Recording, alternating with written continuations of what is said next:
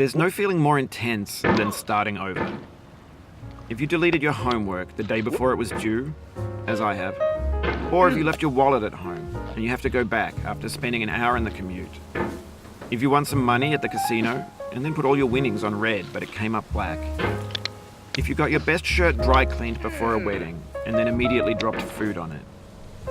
If you won an argument with a friend and then later discovered that they just returned to their original view.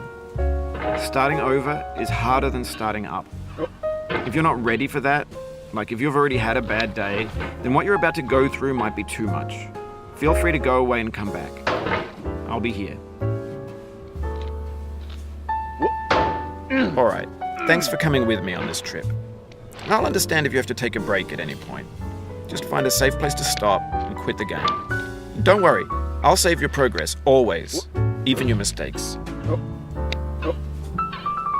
This game is a homage to a free game that came out in 2002, titled Sexy Hiking.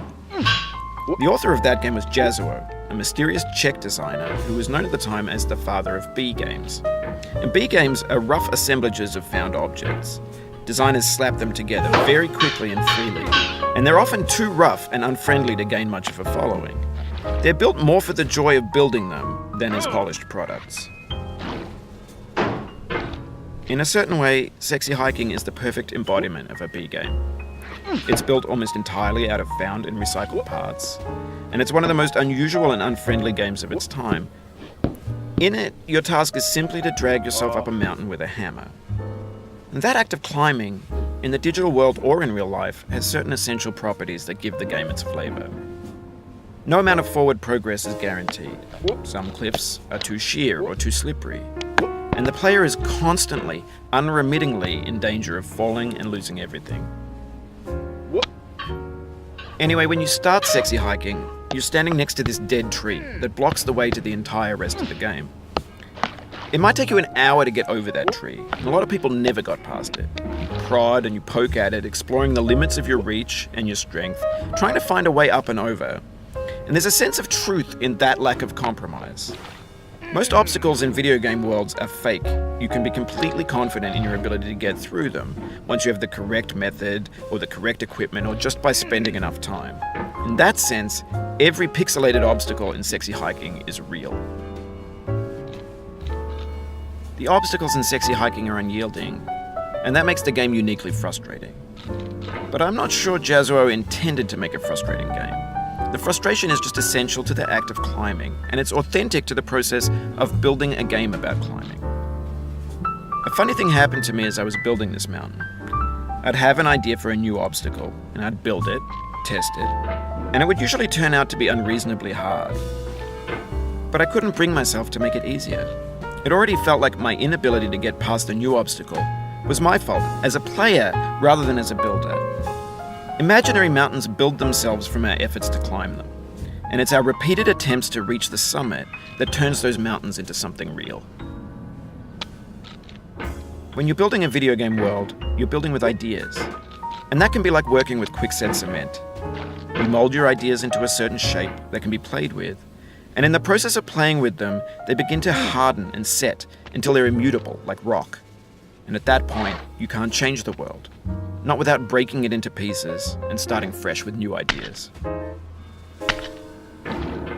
For years now, people have been predicting that games would soon be made out of prefabricated objects, bought in a store and assembled into a world. And for the most part, that hasn't happened, because the objects in the stores are trash. I don't mean they look bad or that they're badly made, although a lot of them are. I mean they're trash in the way that food becomes trash as soon as you put it in the sink. Things are made to be consumed and used in a certain context, and once the moment is gone, they transform into garbage. In the context of technology, those moments pass by in seconds. Over time, we've poured more and more refuse into this vast digital landfill that we call the internet.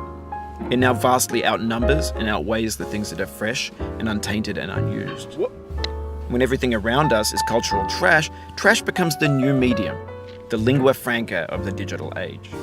And you can build culture out of trash, but only trash culture. B games, B movies, B music, B philosophy.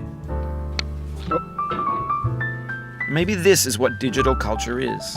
A monstrous mountain of trash, the ash heap of creativity's fountain. A landfill with everything we ever thought of in it. Grand, infinite, and unsorted. No. There's 3D models of breakfast, Gen X's fanfic novels, scan magazines, green screen Shia LaBeouf, banned snuff scenes on Live League. Facebook's got lifelike bots with unbranded adverts and candid shots of Kanye and Taylor Swift mashups, car crash epic failed GIFs, Russian dashcam vids, discussions of McRibs, discarded, forgotten, unrecycled, muddled, rotten, untitled.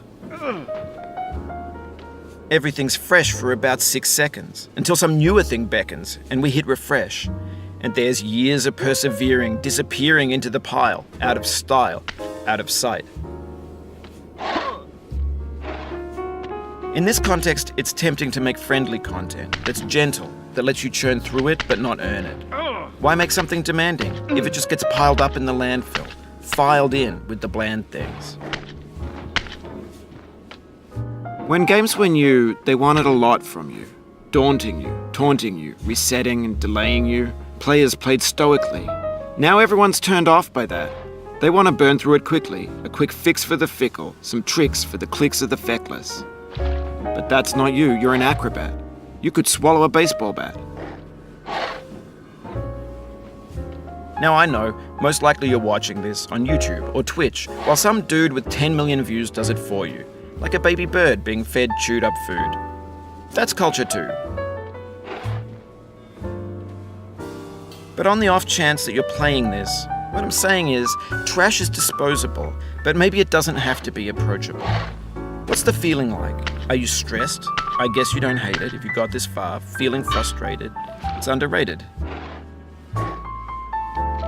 An orange is sweet, juicy fruit locked inside a bitter peel. That's not how I feel about a challenge. I only want the bitterness. It's coffee. It's grapefruit. It's licorice. It feels like we're closer now. Composer and climber, designer and user. You could have refused, but you didn't. There was something in you that was hidden, that chose to continue. It means a lot to me that you've come this far, endured this much. Every wisecrack, every insensitivity, every setback you've forgiven me is a kingly gift that you've given me. We have the same taste, you and I. It's not ambition, it's ambition's opposite. An obdurate mission to taste defeat. You'll feel bad if you win, so I put this snake in for you. Have you thought about who you are in this?